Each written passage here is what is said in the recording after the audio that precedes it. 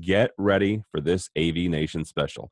At PSNI Super Summit 2017, I had the opportunity to interview Clint Hoffman, Scott Allard, Bill Black, and Teresa Payton, talking IoT, security, and keeping you and your customers' network safe.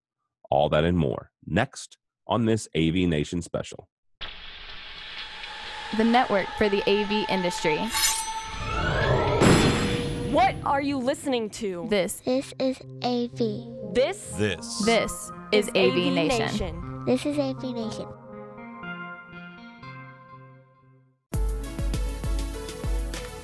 So we're going to have a short discussion here. Real quickly, I want you guys to introduce yourself from my right. All the way down the end? Yes, sir. You got it. Clint, go ahead. So hello, everybody. I'm Clint Hoffman. I'm COO for Kramer Electronics. And I will preface this by saying I'm not an expert, but I do play one in meetings with integrators, so. Hey everybody, I'm Scott Allard. I am a managing partner with AVNOC, or also known as AVNOC. We provide remote monitoring and secure solutions for your audiovisual systems so that you can make sure your customers are happy. I'm Bill Black. I'm with Cenex. I'm an information security consultant. Very hands-on network penetration testing, ethical hacking. I advise resellers like yourself on how to help secure things. And you're Teresa. So we're going to start with you, and Clint, I'm going to pick on you because you manufacturing. There are a number of devices that not just your company but others as well have developed over the last, let's say, 2 years. Help us kind of understand, first of all, the benefits of them being IoT devices. Sure. And kind of how you guys walk through the process of product development and deciding that, IoT segment. Sure. From a 10,000-foot view, this market has been talking about AV-IT convergence for about 15 years. And we see that IT has never lost a convergence. And during that 15 years, we've said, okay, it's meant different things along that timeline. At first, it was we put a spigot on the projector, and if it got disconnected, it would send us an email, and we might go check on it because maybe it was stolen. Then it was the nature of your customers changed. And you weren't necessarily talking to an AV person anymore. You were talking to an IT person. They have a different speak and a different set of needs. Now we think we're at the point where we're literally on the precipice of going over into being converged. And when we do that, we have to be no longer just hardware manufacturers. We have to introduce software solutions. We have to introduce cloud-based solutions. And by doing so, we then are looking to the Internet of Things as a driver for that, because we think the future is data. It's all about data. Knowledge is power. If you can take physical assets and make them work for you in your business decisions to give you information that you can act on from an ROI point of view, then you can make more informed decisions and you can increase profitability. So data is the currency that we see in the future. So we've developed a new control solution, and we're about to introduce it. And the number one thing we decided to do when first sitting down and talking about it was we're going to build a control solution to provide data.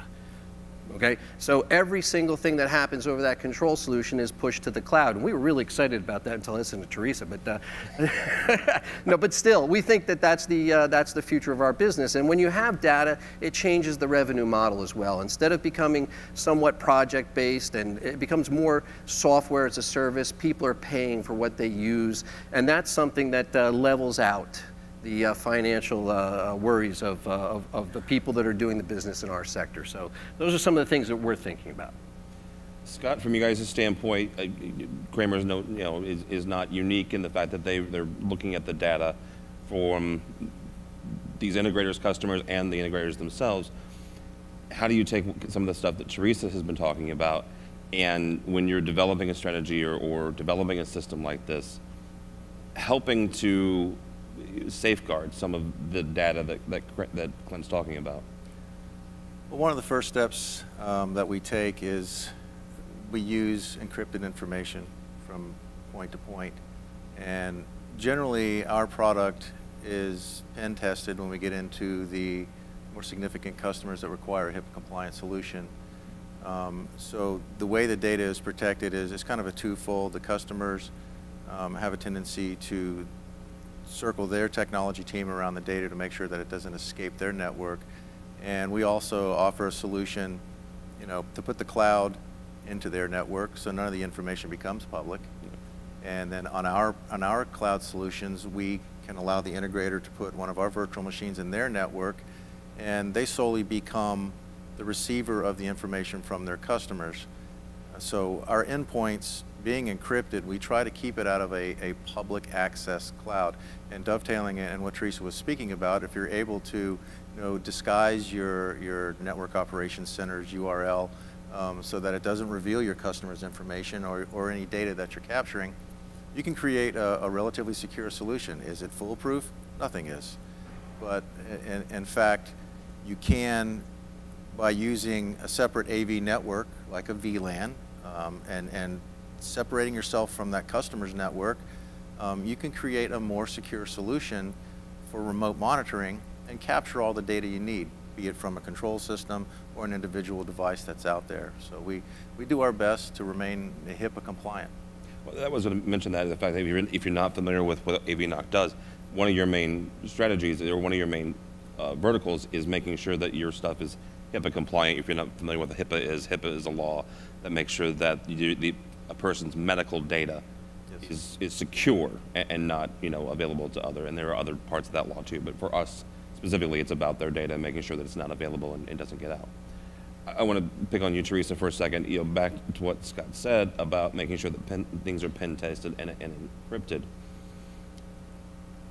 Is that necessary? I mean, back to Matt's point about we put systems together. We put integrated systems together. We're turning on lights and control systems and stuff like that. Is encrypted data overkill for something like this? No, and I mean, because the thing is with the encryption, there's always a key to unlock the encryption. So to me, it's always about making it harder. It's sort of like the locked parked car syndrome versus the unlocked car. So I don't think encryption is overkill at all. 7 years ago, I would have said yes, because encryption was hard and difficult to do. Now it's almost as simple as an app to actually integrate encryption and not have it be major overhead on operations and not have it be hard for a team that's not even a security team to implement. So I think encryption's kind of one of those things. If you ask people to use user ID and password, you should encrypt the data. It's kind of a no. It's become really almost a no-brainer these days. But that's kind of the baseline. That's one of those key points. Key if you're using login and password, then you need to be encrypting that. Yes. All right, Bill. One of the things that we talked about in the kind of the pre-call we did a few weeks ago, Cisco a number of years ago made the comment that by 2020 there will be 50 billion IoT devices on the network, and this is worldwide. So don't freak out, kids. According to IEEE, as of the last fall, there are currently almost 18 billion. So if you do some rough math, and never my strong point, but 30 billion are going to come online if Cisco is right in the next 3 years. How does this increase over the next 3 years impact not just you guys, but also the integrators that are in this room? Well, what I'd first like to say, as a pen tester, an ethical hacker, please get 50 billion IoT devices out into the open. It'll make my job so much easier. But as the impact depends on how the devices are made and if security is built in. Most of these devices, security isn't built in, and what I've been seeing out in the field is you can't even update them. So most of these devices have an underlying Linux system that's running Apache, so you can connect to it to configure. And when I find a vendor that I can't even update the underlying OS or underlying application, this is a recipe for disaster.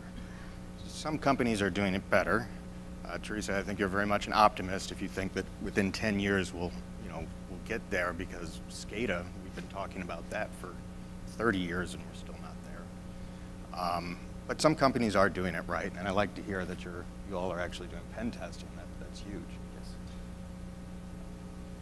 All right. Teresa, we'll start with you on this. You mentioned this in your talk, and I'm going to go through everybody here, as you all have a different take on it and a different responsibility for it. But you talked a little bit about customer data, and whether that is, you mentioned custodial responsibility, I think is what the phrase you used. How do you determine custodial responsibility? Is it just the fact that I'm holding somebody's data, so therefore I'm inherently responsible for it, or there's some legal definitions? It's a little bit of both. I mean, obviously I come from the financial services industry, so everything was duty of care in the financial services industry. If I had your address and the fact that you close a deposit account, even without your social security number, I had a duty of care to that data. But you're right. So to me, I think there's a regulatory framework that depending on the industry you serve, you have to follow that. But then there's another step, which is, do you have intellectual property, whether that's covered by the regulatory framework or not, and do you have things about your customer, behavioral-based information? You know, where do they stand, what time of day, what part of the world, and what OS do they use when they do this transaction? To me, that behavioral-based data tells me a lot about a person. It's how I track people on Hunted. It's how I track for customers in our everyday work. And to me, you have a duty of care.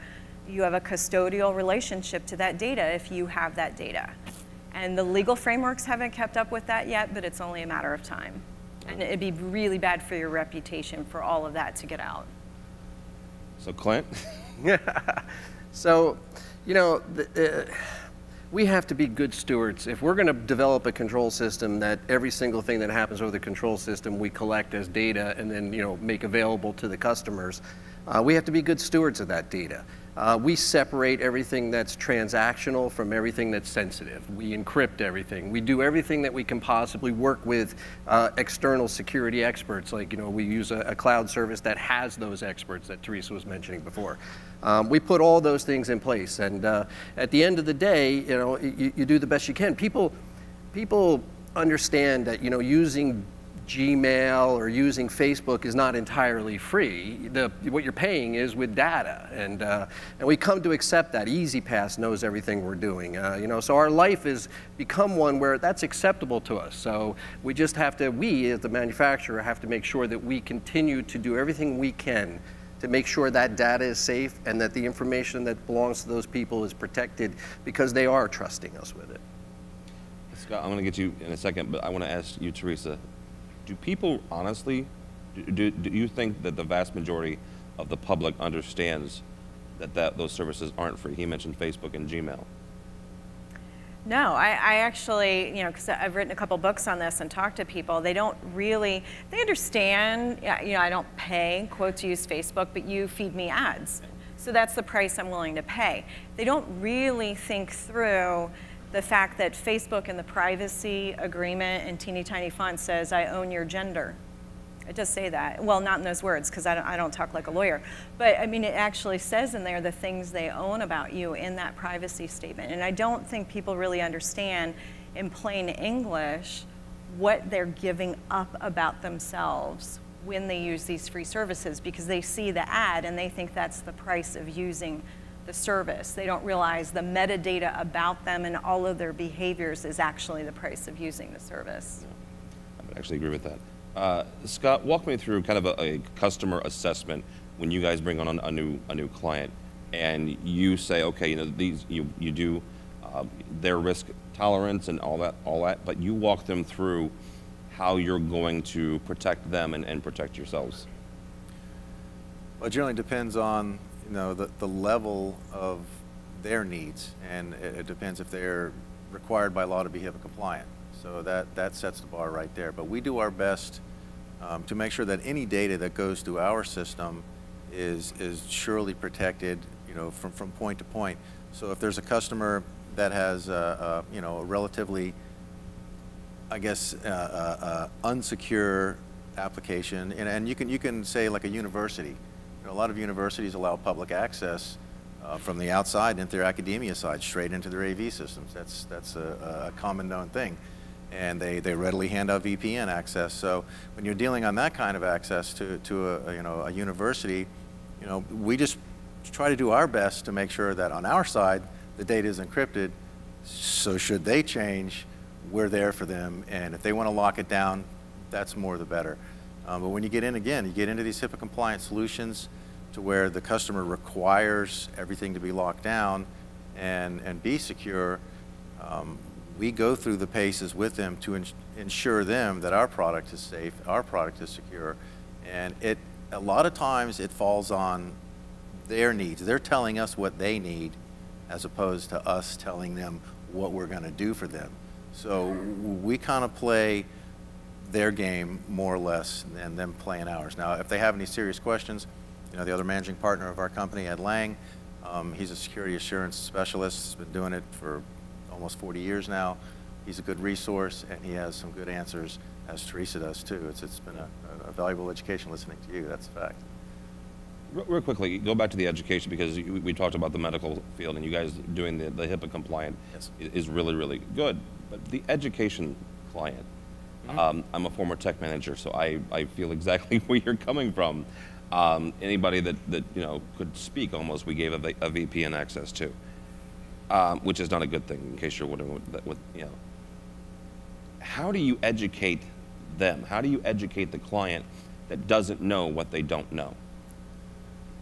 The only thing you can do really is stress to them the need for security and the need to protect the records of, the faculty, the staff, the students, and like Teresa's saying, again, once they get that information, it's just trickle down, and people that are hacking and digging for, basically, what are they after? They're after your money, right? And they're after things that are going to improve their life in some way or another, or they can sell it. So if you can eliminate that, that's what we try to stress to the customer, that anytime you can eliminate a data breach of information about their business, about their staff, their employees, or direct access to their financials, do so, and do it well. Bill, same question to you about how do you guys manage customer data and the security of it? Well, actually, I'd like to kind of absolutely keep on to the education space, because it's kind of something that's been fun for us. I've been doing a lot of free vulnerability scanning for our resellers and their customers. Just a small window of like 5 IP addresses. And there was this one company, or one school, K through 12 up in New England. And we did the scan, and I found something that I really had to dig deep back into what it was. It's a Novell 6.5 NetWare, directly connected to the internet. For anybody that doesn't know what that is, it preceded like Microsoft, and then. I was going to say the Smithsonian called. They want their network back. Yeah, that's about where it was.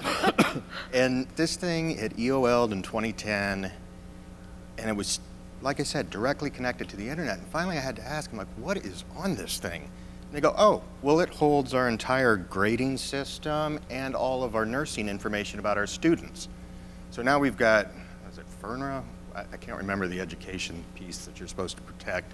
Student grades, there's one reg there, and then you also had HIPAA data sitting on something that you couldn't have updated for, at the time, 6 years. We had to go above the tech coordinator's head and actually start talking to the superintendent and explaining what the risk of having this thing was, and that quickly moved the process. They moved into, I think it was Google and Chromebooks and that sort of stuff. But actually explaining the risk of some of these things, I think opens up the eyes of a lot. I can say something too. So, I mentioned earlier that I'm frustrated because of the money that we ask companies to spend on security to reduce risk, but not actually get rid of the issue. And so on the training thing, the other thing that you have to realize is, so we've been talking about educating the user, educating the executives, having this be something the boards talk about, whether it's nonprofits, business, universities. So just so you know, on the other side with the hackers, and I don't know if there's any Mr. Robot fans in here, but there's a platform you see on Mr. Robot. We actually, as good guy hackers in my company, use it every day, and it's called the Kali Linux platform. It is free. Do you want to know how a lot of us taught ourselves, myself included, to use Kali Linux? YouTube videos, also free. So within an hour of downloading Kali Linux and watching a couple of videos, myself and a couple other people took domain names of companies, ran it through, got all the IP addresses, got all the domain names, got all the email addresses, and we had everything we needed for free to create a social engineering attack. So just understand that it's really hard on the good guy side to get everybody educated and up to speed and understanding the risk. And in less than an hour on the bad guy side is all it takes for them to see the power of evil and to be able to use it to steal your data, to monetize it. And like you said earlier, it's not just about the bank accounts. It's stealing anything they can. Everything on your network can be monetized. The device, to hide behind it to do something to somebody else. The data, even if you don't think it's important to you, it could be monetized. And so that, I think that's part of the struggle as well, is the education of the good guys is so hard, and the education of the bad guys is so easy. I want to bring up a point that you talked about, the DDoS attacks, and the biggest one, and then the next biggest one, and the final biggest one. Obviously, the one that most of us in this room realized was the one that happened in October and November, when Twitter went down on the East Coast, and Netflix and all this stuff. In looking at the devices that were involved in that, and there's a long list, and you can Google and find out exactly which devices there were. There was a lot of webcams and things of that nature. For those of us in this room there were two. There was a speaker manufacturer that was on there, and there was another device that a lot of us in this room use. These were used as part of that DDoS attack. The reason they were able to be used was because the default login and password was left at default login and password. It's not a good practice, in case you're wondering. So Clint, we'll start with you on this one. What are some of just standards, like standard operating procedures, as you're deploying some of these systems that are either going to be, on the customer's private network or IoT, like we're talking about, to make sure that you can mitigate, obviously, to Teresa's point, not completely eliminate, but mitigate some of the security issues? So that is an area where I definitely am not an expert, but what I can say is you touched on passwords. There's authentication, there's approvals, multiple levels of approvals and things like that. And passwords in and of themselves are a challenge in our daily life. I saw on CBS News the other day there was a woman who's written white papers on passwords. It becomes frustrating because you think you get a good password that you can use across all your platforms, and you end up at another platform that insists you add another character somehow. So now and it's just, but you need to have the passwords at the front end. You need to have the double authentication. It's kind of like having two keys to get into a safe deposit box. Anything that you can do along that lines will enhance that protection, and that's. All right, Scott, as you're rolling out some of these AV systems and these networks, what's a best practice? Well, our product starts off basically as a Linux platform, and we use a 36-character password and, again, the authentication. In order to protect the customer's network, we put an agent in their network that communicates back out to the cloud. And we ensure that the customer's network that we're working on remains private, if at all possible. But generally, when you're connecting up to your video teleconferencing equipment, there's always a public side, right? So what we try not to do is bridge those networks, because once you start bridging those networks, then you give all kinds of vulnerabilities that aren't favorable for the end customer. So what we've engaged in is secure application, like he was speaking of, and very complicated passwords, and the encrypted data. So basically, we become, the only way you're going to access our platform would be to go straight to the cloud through the DNS and get into the software platform. So you'd have to know the DNS, you'd have to know the passwords to get into it in order to obtain the data. So therefore, it falls on the user of our product to make it secure on their side. Now, we're there for consultation to help you through that process, but we do everything on our side to protect that. And there's a lot of AV gear in there that has vulnerabilities. And I mean, speaking in a room of professionals that use AV gear all the time, we got to where we are by extracting information from AV devices that aren't secure. We're able to obtain MIBs, SNMP data, and all kinds of good information to improve our business and to improve your customer and your customer service by getting into those devices. So I'm here to tell you, front and center, the majority of the AV equipment that you use is not secure at all. Tim, we lived through a little bit of this about a year ago, where a fellow manufacturer had an issue with some back doors and such that I don't believe that they did that on purpose. I think they literally wanted to be able to support their customer base, but they created a vulnerability that you just can't be doing when you're going to be a steward of data and sell something that you want somebody to be able to use securely. So Absolutely, and I honestly, regardless of how it happened, I thought it actually started a really great conversation in our industry that we continue to have to this day about security and about protecting the network. Bill, from your standpoint, what are some best practices as you're rolling out systems? I'm not going to name names, but there's a company that makes dual internet. One goes off your Wi-Fi or your ISP, another goes off cellular. and I did some testing on this and found, they were trying to be clever by creating passwords, by doing MD5 hashes of MAC addresses and then deprecating 2, and they were all this other stuff, and realized, it was an illusion of security. And so I actually started contacting the company and got a hold of their CISO. And he goes, oh, no, we've actually found out how, we realize this. We have a hardening guide. And I go, well, that's great. Where can I get it? He goes, well, I'll send it to you. I'm like, okay, where could I have gotten it if you wouldn't have sent it to me? Well, we don't publicize it. And I was like, okay, you got to be kidding me. Anyway, they said to me it was a PCI compliance and hardening guide. What it really was a hardening guide. And I think more and more companies are starting to recognize that they need to have those type of guides.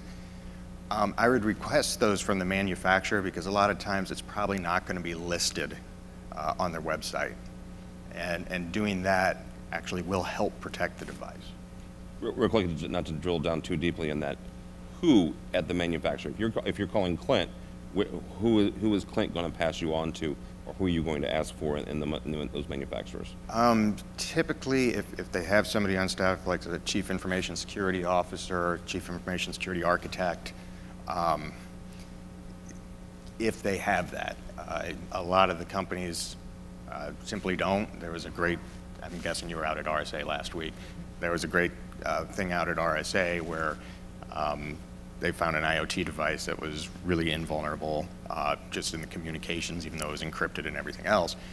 And they didn't have anybody in security in the company. So the more that they sent it on, or they sent the email and they were tracking it through Google, it would get passed on to about 50 different people in this company, and they would come back with, are you getting an error message? So, if the company doesn't have those type of resources, then almost you have to educate them. Teresa, obviously you did some research about who we are and kind of what we do, and some of the questions have been really good in kind of explaining, we have racks of equipment and they have network, connectivity, and 15 years ago, 16 years ago is kind of about when it started happening, maybe a little bit longer actually.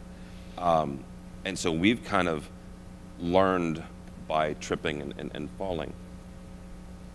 If you were going to advise an integrator, in this room or out, setting up a good system, understand that our clients still want the connectivity, they still want the interactivity, they still want the wow, but they also want to be secured. How would you advise them to make sure that, yes, the system can be great and give you the wow, but also still be secure? I think, it's interesting, just sort of backing up a little bit on some of the earlier comments too. The reason why oftentimes security is so hard and why people use default user ID and passwords for devices is because we don't actually design security for the human psyche.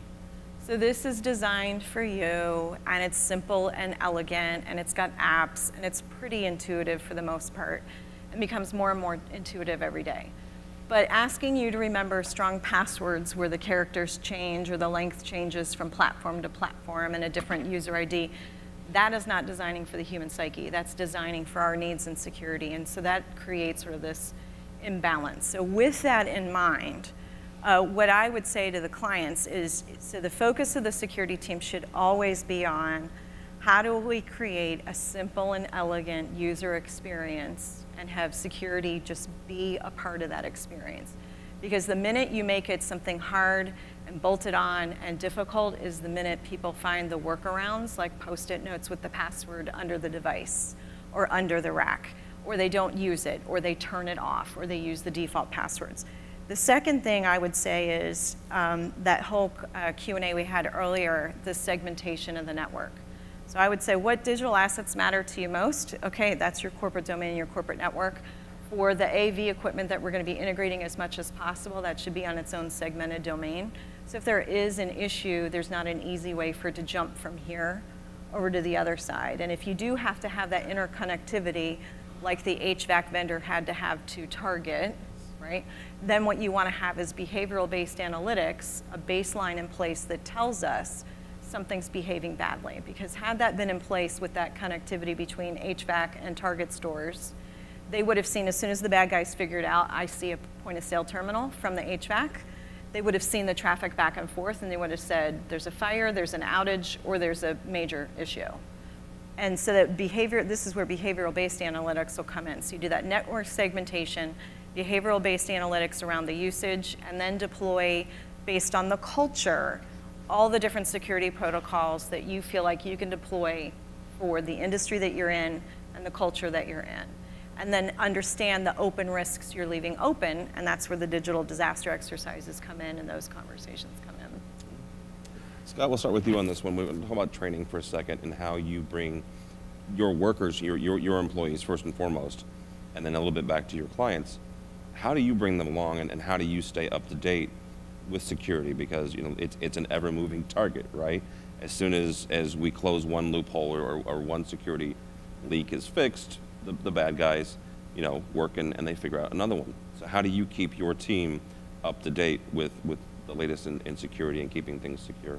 First and foremost, we use the National Security Vulnerability Database as a point of reference, which lists the latest and the greatest hits that are happening out there. When we train our people, we make sure that they understand that the customers that they're dealing with, they have very important data.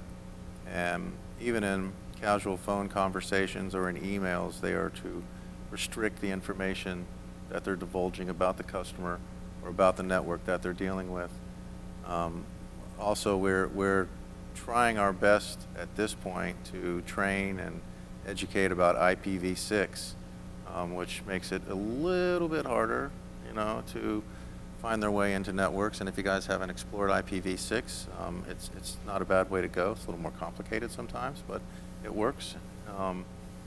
So when it comes down to training, listening to Teresa, it's things that she says, you need to take it to heart. She's right on target with the way you speak to people and the way you hide your information and how your employees talk and where they talk and what they email, because it's all accessible. It truly is, and that's what you just need to be aware of. Anything that you say or do on your phone or your email, people can have access to it. So, that's where we start, is keeping quiet as much as we can. Bill, same kind of question. You've got a green tech that starts with your company, maybe tomorrow or next week.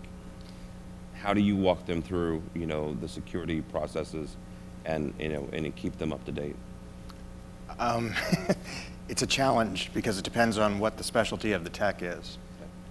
For example, if they're a networking guy, a lot of times they want functionality, they want the thing to work.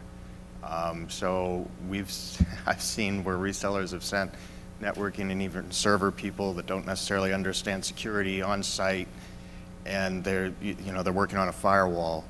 and they call the vendor up because they need this new app to work. And the vendor says, open up these 3 ports.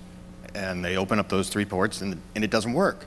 And so they call the vendor back, and the vendor reassures them and says, oh, no, no, no, no. This is a hardened OS. You don't have anything to worry about. Just open up all the ports, effectively taking the device, sitting it out on the internet, and sure enough, within a day, it gets hacked.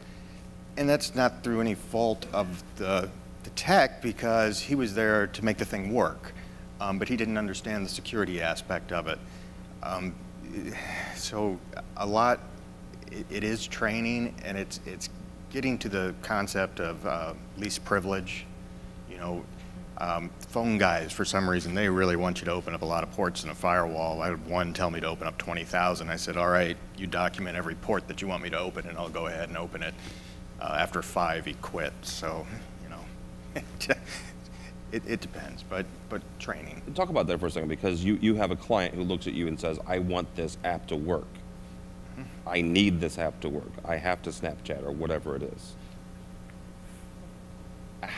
How do you educate them then on, you know what, according to the manufacturer, I've got to open up these, and now they're telling me I just have to open up everything. Do you understand the risk, and are there legal ramifications, or is there something, either it's documentation or it's something that the client signs that says, yes, I understand what I'm asking you to do? So at Synnex, we actually kind of tried to address this, where we have a NOC that's manned 24/7, and we resell you know, firewalls where we'll actually do the servicing of them. And it's pretty, we ask for a 24-hour review period when they ask us to make a change. And we will come back and say, look, guys, this isn't wise because X, Y, and Z. But ultimately, it's a business decision. Yep. It is not my, I can warn you, I can give you all the risks. Maybe if you're, you know, fortunate enough that actually have a formal risk assessment process, we can put it in there. And, you know, good luck getting your board to sign off on it. But most organizations don't have that. And so, you know, we'll explain the risk, and we'll say, hey, you know, this system could very easily be compromised. We think it will be. We think it will then lead to anything that it's connected to being able to be compromised. And we'd like you to sign off on it. And that's all you can do. You can try and educate, and if they don't want to take your advice, well, it's kind of like with ransomware. What happens after we're infected? You know, how are your backup systems? We don't have backup systems. Buy some Bitcoins. Buy some Bitcoins, yeah. Clint, I actually want to end with you, Teresa. From a manufacturer standpoint, and as you guys, you know, roll out K-Touch, what are some of the trainings that you guys can do from a manufacturing standpoint to help get some of these, their techs and their green folks up to speed? So, you know, I've talked about the fact, I've put out there that we're on the cusp of being fully converged, and different industries are along different points on that path of convergence to the IT world. We're at a point where it's of, I imagine, great concern to all the important people at the important integrators in this room, and they know that they need to, if they haven't already, start adding some talent that has the networking and the security capabilities, because, you know, it's cliche, but I always like to say I'm an old AV guy who woke up in a world of millennials and the Internet of Things. So, you know, we all know that these are skill sets that we have to get. As a manufacturer, we want to sell a product that provides an exceptional customer experience and that is robust so that we benefit and our partners benefit and the customer benefits. So it's going to be incumbent on us to create training on how to successfully do that, which includes how to make it secure. All right, Teresa. A lot of integrators here, I've mentioned the green tech a couple of times, and there's a reason for that, is, you know, as folks are onboarding and bringing new people on, what would you do if you were an integrator and you're concerned about security and you're concerned about making sure that your people have the knowledge base and have not just the wisdom but the knowledge and the tools to make sure that these systems are secure as they're putting them online? What sort of training would you put in place? Yeah, I think there's both technical training and then human training. And on the human training side, so we do social engineering of companies and events. And I can tell you that our team, 100% of the time, always gets in through social engineering, 100%. Always more than one person. Sometimes the entire executive team, including the CIO and the CISO, which we're usually very proud about, because they know we're there. much less the employees. And that can be, it's not a gotcha. As a matter of fact, one of the cultures I really like, it was a healthcare company. They actually they told people we were coming, that we were going to be doing social engineering, and they basically did a pizza party for the division of employees that did not fall prey to social engineering. And it was very clever because it was right around the holidays, and we leveraged your Amazon package has been delivered. People cannot help themselves around the holidays. Everybody was clicking on those. And so, I mean, we were worried we were not going to have a division have a pizza party, but there was one, that had the pizza party. And I thought, what a really great way to celebrate, sort of doing that human element and that human training, and then basically getting people to internalize, I'm not going to be the one who lets the bad guys in through social engineering. Then the second piece would be, based on your role and your function in the organization, it would be technical training. Even if you're on the business side or the marketing side or the operations side, to your point, if somebody tells you on a support desk to do something, you want them to have just enough training, depending on their role, to be able to push back, to ask questions, to really know what they're asking for when they're asking for new functionality.